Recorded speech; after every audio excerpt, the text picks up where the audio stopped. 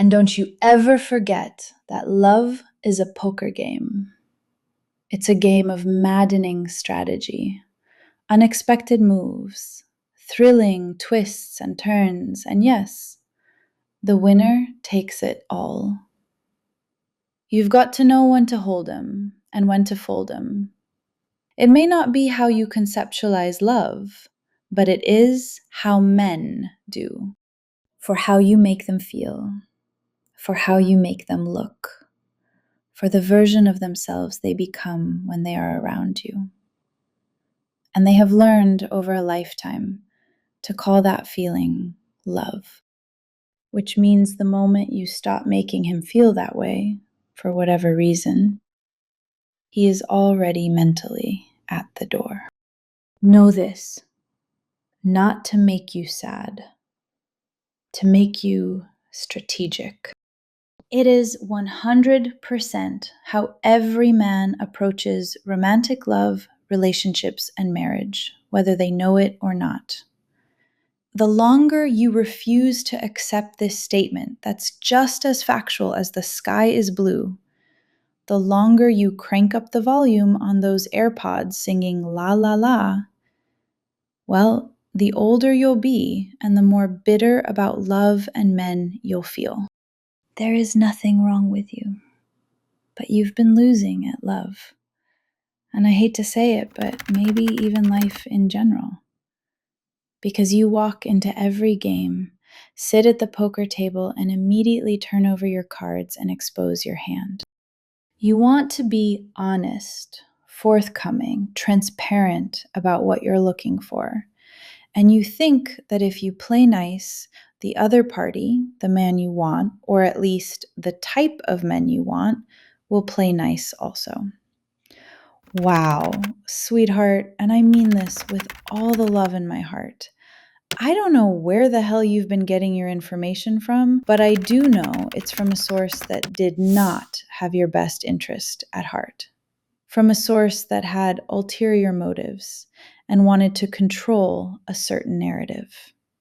When you hear that love is a feeling, love is what makes the world go round, love is, well, who cares? Because those are all lies. So for the love of Lauren Sanchez and all of the other patron saints of marrying well, I implore you to sit still for the next 5 minutes, open up your mind, and listen to me closely and attentively. Because while you've been looking high and low for the one, it turns out that all along, most men, they are actually only in your life for a season. Yes, I said a season, not a lifetime. Yep, they are a vehicle to get you from point A to point B. A necessary, occasionally fun, and oftentimes instructive vehicle. They come into your life with a specific purpose, whether you can see that purpose clearly at the time. I do, however, highly suggest you discover what that man's purpose is as soon as possible. Because sure, you can always turn a loss into a lesson. But who has time for that? Not you. Not when you are over 25 years old and have only maybe 20 to 25 summers left of youth and beauty to gallivant around in a bikini. And the mark of a truly brilliant woman? Well, it is to know when the ride is over, when you've now arrived at your destination. The problem is nobody taught you how to recognize that moment. Instead, you were taught to stay, to try harder, to go along to get along, to love with all your might in the hopes that eventually he would love you back in the capacity you deserve. And so here you are, still at the table, still betting, still convinced that the next hand will be the one that changes everything. It won't. And somewhere inside of you, you already know that. Let me tell you something about men that is going to completely, thoroughly, and permanently rearrange every single thing you thought you knew. Every man currently alive on planet Earth, he knows exactly how to treat the woman of his dreams. Every single one, without exception. He knows how to operate a smartphone and make a phone call. Revolutionary concept, I know. He knows how and when to show up. He knows how to make a woman feel chosen, cherished, and utterly irreplaceable. And how many times have you watched a man spend years stringing a woman along, breadcrumbing her with the bare minimum, the absolute bare, scraping the bottom of the barrel minimum, only to turn around and become Prince Charming incarnate for the very next girl? Proposing with a grand gesture, a stunning ring, the whole magnificent production in 6 months, while the other girl, the loyal one, the patient one, the one who stayed because she felt she had invested too much time to walk away, he told that girl he wasn't the marrying kind. He told her he didn't need paperwork to tell him how he felt. How funny. So, yes, every man on this earth knows exactly how to treat a woman like she is the last one left. The question has never been whether he knows how. The question is whether he has decided that you are worth doing it for. I know you have heard people say things like, "Oh, she got so lucky meeting this guy. She got so lucky marrying him." Luck? Are you kidding me? As if the woman with the extraordinary marriage simply tripped over her future husband on the way to the grocery store. She did not drunkenly stumble into a wonderful marriage after a forgettable night at the local nightclub, darling. She paid attention. She watched.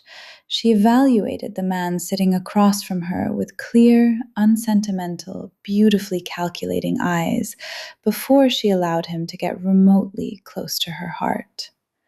There is no such thing as luck when it comes to finding a great husband. There is only strategy. The way he treats you while you are dating is the way he will treat you when you are married. Marriage does not change men. Children do not change men. What marriage and children do is take absolutely everything that already exists between you, every beautiful thing and every quietly terrible thing, and amplify it until it fills every single corner of your life, and you cannot look away from it no matter how loudly you turn up those AirPods. If what exists is genuine and good and built on real respect, it becomes more beautiful. If what exists is mediocre or painful or quietly suffocating, it becomes something you will spend the next several decades of your one and only life trying to survive. Choose accordingly. And now, another myth making its rounds. Men don't want to get married.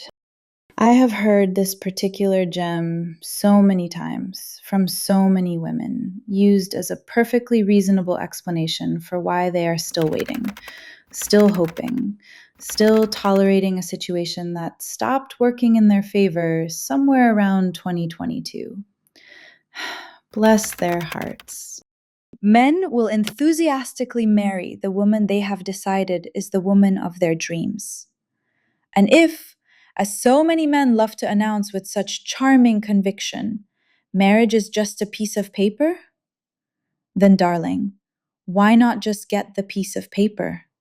If it means nothing, if it's just a formality, if it's just bureaucratic nonsense, then why not simply sign the bureaucratic nonsense and make the woman you allegedly love happy? You see, two can absolutely play that game. If you have been with him for over a year and he has not proposed, you already have your answer. And when the relationship feels like work, And I do not mean the ordinary, worthwhile, expected effort that anything valuable in life requires, but a soul-sucking, dignity-eroding second job that you never applied for, never wanted, and can't seem to resign from. It is over. When your life has quietly shrunk to fit his comfort zone, when it's really nothing more than unreciprocated compromise, it is over. When you are with him, not because you genuinely want to be, but because being alone feels worse, that is not love. That is fear. And you deserve so much more than a relationship stitched together by fear. When other people's happiness irritates you, when you see two people genuinely in love and something in you tightens rather than lights up, that is actually not bitterness. That is your true self, your wealthier, higher self, sending up a flare. She is trying to tell you something. Listen to her. If you want a family and he cannot fund one, it's time to say, bye-bye, it's been real, pal. When you cannot picture your children having him as their father, that instinct is not irrational. It is among the most intelligent thoughts you will ever have. Do not argue with it. If you would not want your future son to grow up to be just like him, then you've got some serious thinking to do. You are allowed to evolve beyond the person you were when you met him. You are allowed to change your mind about what you want and who you want beside you while you want it. Growth is not betrayal. Outgrowing someone is not a failure. It is simply evidence that you have been paying attention to your own life. Love is a poker game. And I want you to repeat that phrase to yourself until you believe it, because I want the best for you. I really, really do.